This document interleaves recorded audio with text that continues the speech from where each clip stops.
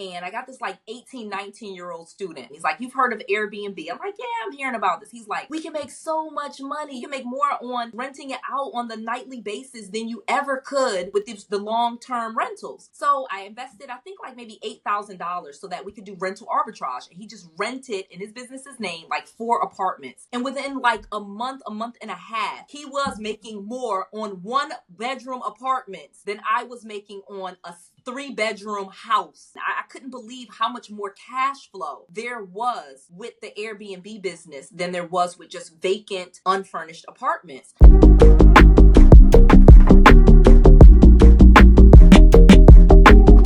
Noelle, thank you for joining me for our Thought Leader Spotlight series. I'm your host over here, Matt Camp, head of partnerships at DealMachine. And on these, we like to shine an industry spotlight on experts like yourselves and hear your inspiring stories and really how you see the real estate world evolving. So today, really excited to welcome on our friend Noelle Randall. You may know her from social media. She puts out amazing content all over the place. Love her YouTube channel. She's a full-time entrepreneur, an investor, an author, a speaker, a mom of 5, and so much more than that. So welcome on, Noelle. We're really excited to have you. Thank you, Matt. It's nice to be here. I love, being able to share my story and help others, become to what they want to be. I used to be something else before I was this. So I love sharing and telling people that, I started broke, bankrupt in my parents' basement. And now today I'm a multimillionaire through real estate. So it is definitely possible. And this is an amazing industry and you have an amazing tool to help people. So I'm super excited to be here. Thank you so much. Yeah, it's been really fun getting involved and trying to share that with your community as well, and your coaching. I know you have a great coaching community as well to come on and field questions from and things. But on my end, I'd love to start there. You have an incredible story. Can you tell us a little bit more about that journey of how you got into real estate, how you did that first deal? Love to hear that to start with. Yeah. So I feel like I started as an absolute disaster. That's what I tell people. I literally started flipping houses when I was in my early 20s. I was living in Atlanta and I had a full-time job and I was just, doing what I saw on TV. I just kind of started sneaking out. I know I was going to UConn full-time because that was my parents', requirement, like go back to college and get a degree. But I had wanted still to do real estate. Like I wanted to flip houses. I had some success, obviously, before the downfall. So I just started sneaking out. I started going to conferences and classes and seminars and things I would hear on the radio and just started educating myself. And so I'm a big proponent of education because that is how I learned how to do it the right way. I learned the right way to find real estate deals. When I was in Atlanta flipping houses with a full-time job, I was literally just finding houses that needed to be fixed up. But when I learned it the right way, they're like, no, you need to find wholesale deals. You need to find off-market properties. You need to find distressed sellers. You need to find, not just a property that needs renovations. You need to buy the property right. And that's where you make your money. And it was like, and so then I just started wholesaling because, again, I couldn't fix and flip. I had no job. I had bad credit. So I would find these people, doing letters, putting out signs, etc.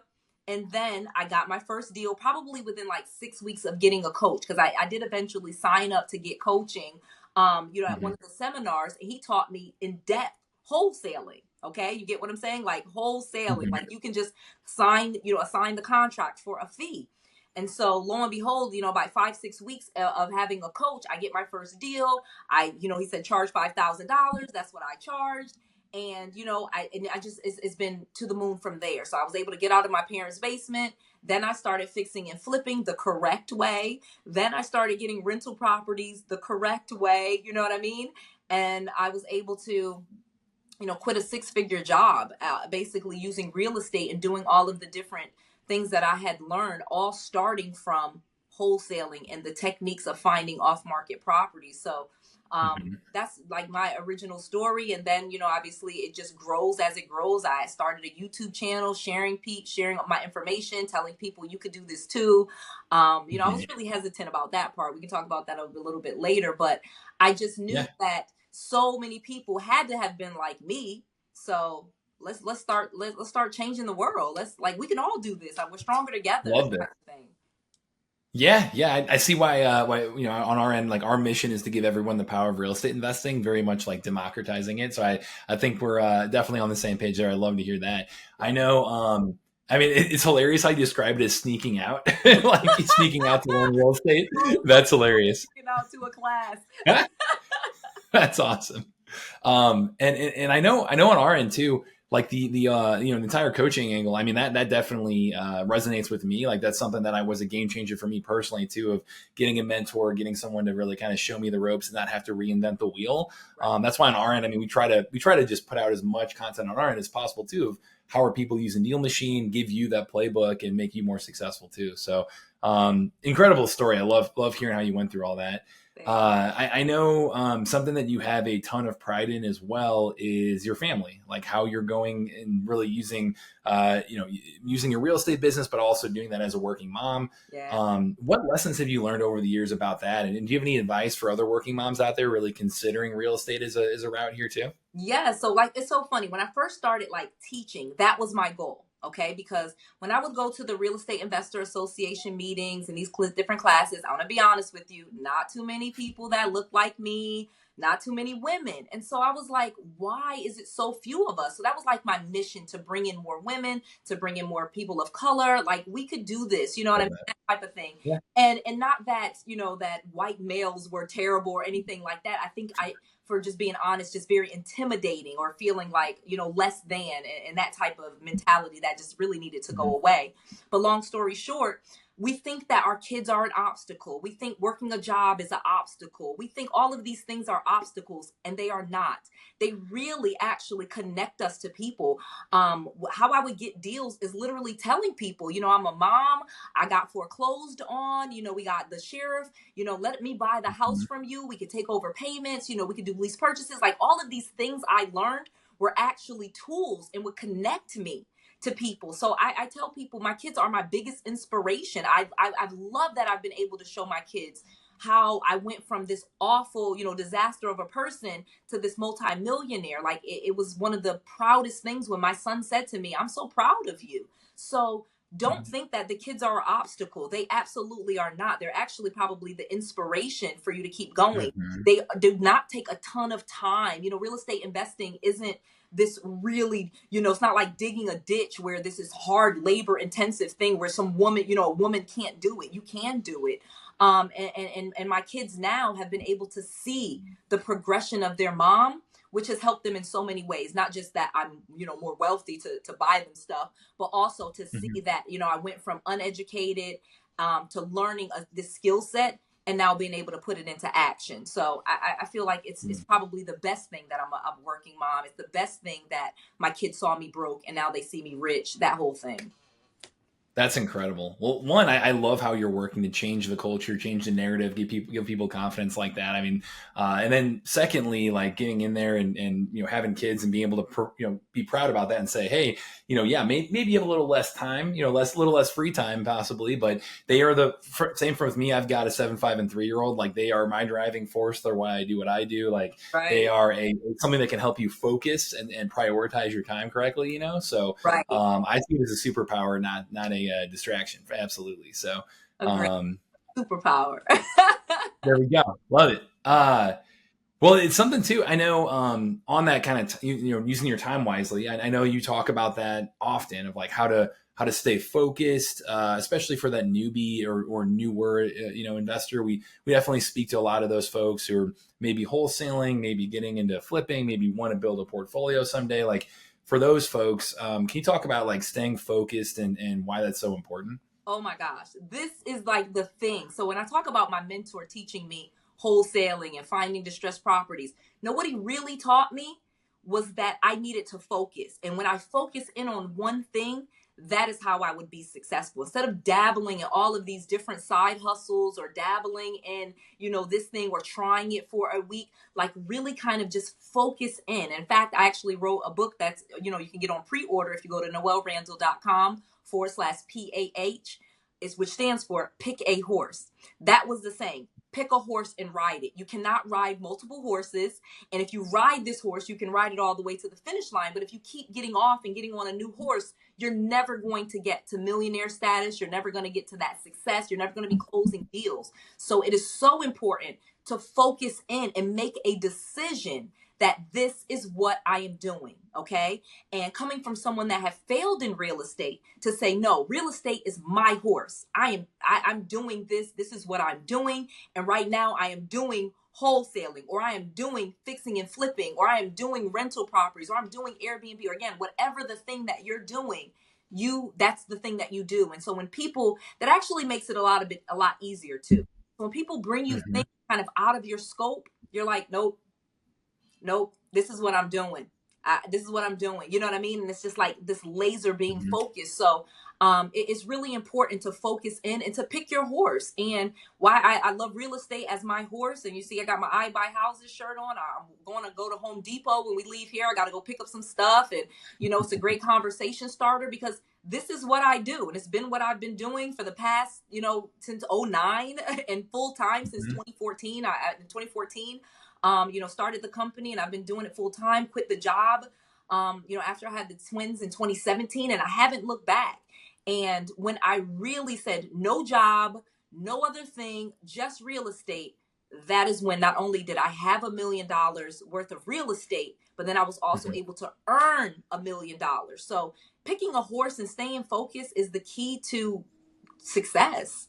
That is awesome. I love the picking a horse concept. Well, one we'll link to your book down there as well. Pick a horse. Yeah. The one thing I'm curious, because a lot of people watching this might be newer, they might be like trying to do that first deal. When they're going to pick that horse initially, how do they really differentiate what is a shiny object versus like a new opportunity?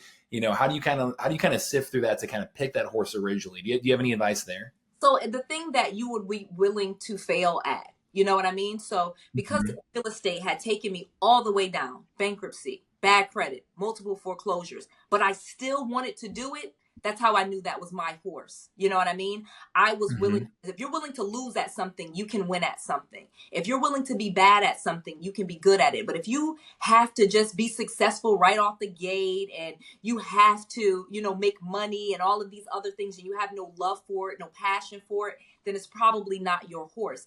I can honestly say I love houses. I do real estate, single family residential and multifamily residential. I don't do hotels. I don't do office buildings. I'm not redeveloping land. I have the thing that I like. And that is, a house that people are going to live in, or people are going to take a vacation in. Those are kind of like the things that I enjoy. So once you kind of start getting into what you like and you start moving towards it, it's like it will start coming towards you as well. So you really got to say, you know what? What am I willing to be bad at? Not what I'm willing to be good at. What am I willing to be bad at? And that's probably going to be your horse. Like, Mm-hmm. I like looking at houses. I like looking at model homes. I dragged my husband one time. I was dragging him to this house that we were going to buy, and it was a wholesale deal, and there was Mm-hmm. dead cats inside of the house. Literally Oh man. dead cats inside the house. Think about what that smells like. Mm-hmm. I put that mask on. This was before COVID, and I'm just walking around looking, and and Yeah, I still was in. You know what I mean? I could you're see. still into it. I Yeah, was still yeah. into it. Like, this is gonna be beautiful. Once we get these cats out of here and we get the smell out of here, this is gonna be great. Just the optimist always. I love it. Exactly. So, again, if it's something that you can do even when it's not making you millions of dollars, you know what I mean? Mm-hmm. Then Mm-hmm. thing for you. But if it's only something that you're doing for money, that's probably not Mm-hmm. gonna be your thing. It's not gonna be your horse. Yeah. That is such a good mindset. I mean, like you said, the main reason being, like you said, people, everybody else is going to quit if you're just trying to do it for the money and looking for Right. like a quick paycheck. Right. You're going to have to go through the houses like that get to, and persevere, or whatever your horse is, to get to that long term success, right? So, love how you phrase that. Okay. I kind of, speaking of you finding that horse and everything, I know you've kind of transitioned from the long-term rental space really more into the Airbnb space. Can you Yep. tell me more about that? What that was like, why you made that decision? Like, I'd love to hear how your process did, and your I lessons you learned love along the way. telling this story. So you asked me a fun. Yeah. We didn't prep for this, and you asked me like a story I love telling. So I had a portfolio of like over 40 properties, and I got most of them through subject to or lease purchase Mhm. options. You know what I mean? Person's behind on their Mhm. mortgage payments. I come in, catch the mortgage payments up. That's the down payment. They sign the title over to me. It's my house. Now I got rental properties. I'll refinance out of it in a few years. That was kind of the strategy, saying that really quickly. Mhm. And now I'm teaching. So I'm showing people how they can do this. And I had this really young student at the time. I'm in Dallas, and I got this like 18, 19-year-old student. Okay. A young white male, super go-getter. I'm like loving this guy. And he's like, have you heard, this is like 2017 or 2018. He's like, you've heard of Airbnb? I'm like, yeah, I'm hearing about this. He's like, we can make so much money. You're going to make more. You can make more on, just renting it out on the nightly basis than you ever could, with the long-term rentals. So I invested, I think like maybe $8,000 so that we could do rental arbitrage. And he just rented in his business's name, like 4 apartments. And within like a month and a half, he was making more on 1-bedroom apartments than I was making on a 3-bedroom house. Okay. Like like Wow. Yeah. 3-bedroom house, he's making more with a 1-bedroom apartment because he's renting out on a nightly basis. You charge for extra gas. You can, they pay, the person pays for the cleaning fee. And so I was like Mhm. really all in. I couldn't believe how much more cash flow there was with the Airbnb business than there was with just vacant, unfurnished apartments. So I literally relocated from Dallas to Orlando in 2019 so that we could do this on a bigger level, so I could get even more properties out here. And you could do Yeah, this, you're all in. have Airbnb Mhm. in Dallas and in Atlanta and Charlotte. But I can honestly say the ones in Orlando, Disney World, Universal Studios, Mhm. SeaWorld, they stayed booked year round. And then during peak seasons like spring break and, Christmas, we're charging $400 a night for a property. It was just like incredible to me. So I've been all in, and I still had to have some long-term rentals. Some areas you may have a property, Airbnb just isn't the best for it. And Mhm. even in Orlando, I can go back and forth. If I'm doing short-term rentals, I can take a long-term tenant if I want to. It just gives you that flexibility. So it was a higher cash Mhm. flow. It was the properties. Okay, the properties actually get kept up better. I know people think that, oh man, they're always in there all the time. No, your cleaning people are in there all the time. You're constant. Mhm. People are only there 3 to 7 nights on average. So you're constantly in there. You're able to, wash the sheets and keep the properties up. So my properties, actually, I have properties that are 3 years old. If I showed you them, they still look brand new. Wow. Yeah. Yeah. It's. I mean, especially like you said, the cash flow is pretty incredible. Like from a numbers From perspective, a Airbnb oh is. yeah, it's crazy. Yeah. Yeah. Do you have any advice there? Because since that's going to be a little bit more. Not saying that long term rentals are completely passive by any Right. They're means, not. but Yeah. Airbnb is definitely an active business. Right. Do you have any advice there on how to treat your real estate business as a real business, not just kind of a side hustle? Yes, exactly. And that's why I really like it. So I always say you should get an LLC. You should establish the business again, LLC, S Corp, C Corp. I'm not going to advise you each way. For the most part, we'll use an LLC because too, now you can get access to business funding. You get that business checking account. You hook your Airbnb and all of those things up to the business checking account. Now it's showing, income to that. Now you actually are fundable, and banks and lenders will lend to you, and you literally can use one Airbnb's profits to get funding to get even more of them. Additionally, you have those protections. Obviously, if you create a business entity and things are not just all in your personal name and things of that nature, now you have that protection of, this is an LLC, this property is owned by an LLC, this LLC is running and managing these businesses. So many advantages to actually creating a business and making it into a real business, registering with the Secretary of State, getting an EIN, getting a Mhm. website, because then you can also do direct bookings. Also with the Airbnb, we're saying Airbnb, but there's software that we use, and no affiliate or anything, Lodgify, Guesty, that will push them out to all of the short-term rental sites. So it's not just on Mhm. Airbnb, it's on HomeAway, it's on Expedia, it's on Booking.com. Your one property, Airbnb. Mhm. all of these websites with one app, and you can manage it all in one place. So it's not a business that needs tons of people. You need, obviously the property, you need a good cleaning team, you may need a little handyman or something like that, but you can really run this business without a ton of people and make a lot more money. So I highly recommend creating a business. And in fact, I have a book on just Amazing. B&B Millionaire Secrets. You can get Uh-huh. the book for free, and we cover shipping. And another book, if you go to wellsbizsecrets.com, you can put a link to that there, or this book is available Yeah, I on like it.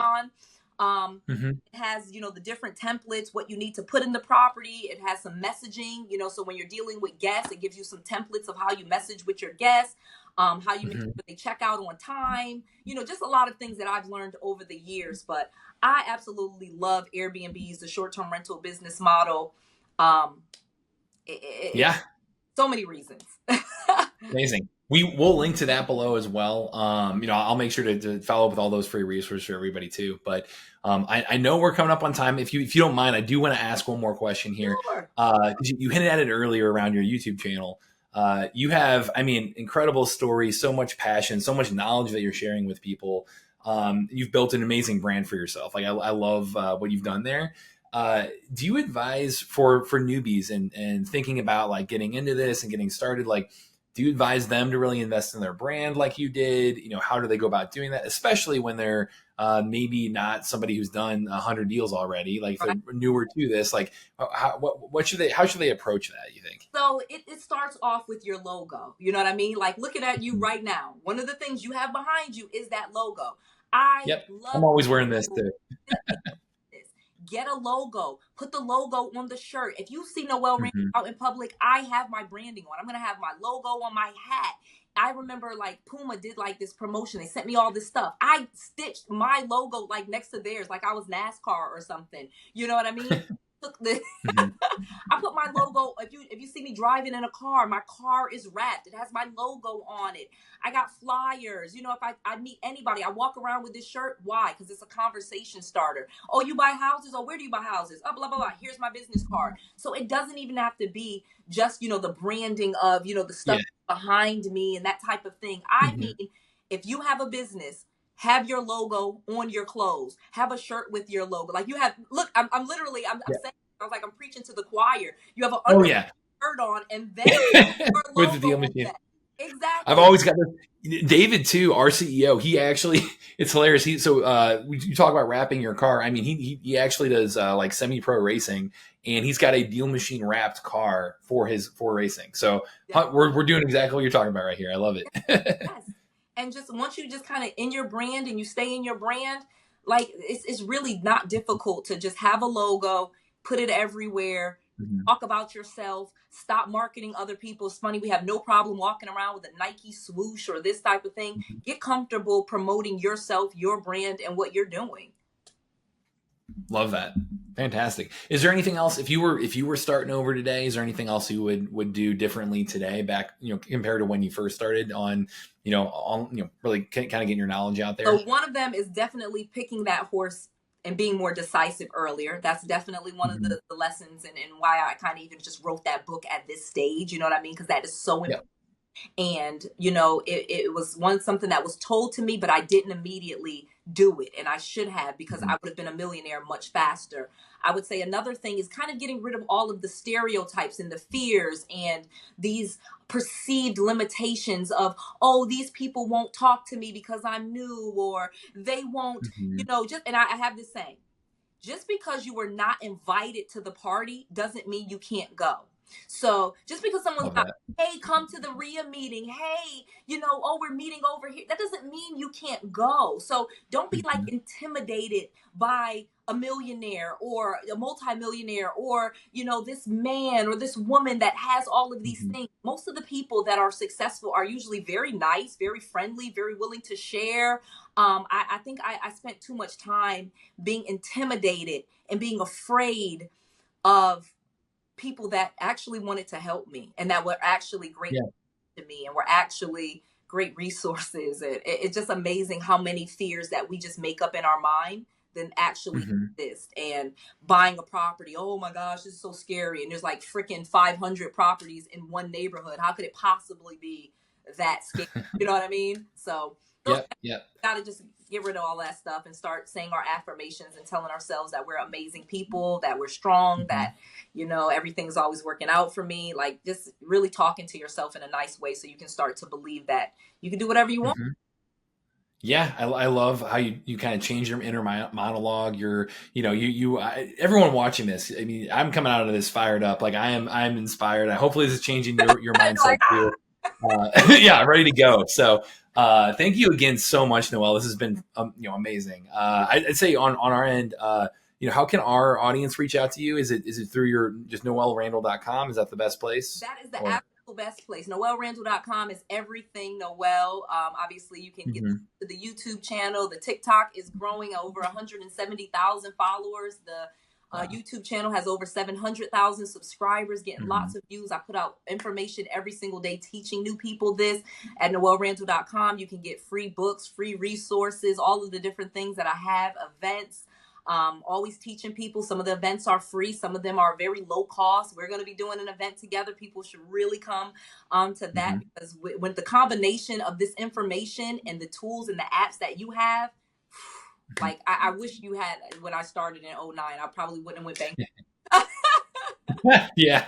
Hey, you know what? We're working on it now. So we love teaming up with you. I'll make sure we link to all that stuff below. But thank you so much again, Noelle. I really enjoy this. This was fantastic. So Really appreciate it. um, Thank you, Matt. yeah, to everyone watching, is Matt Camp over here with Deal Machine, and happy deal finding.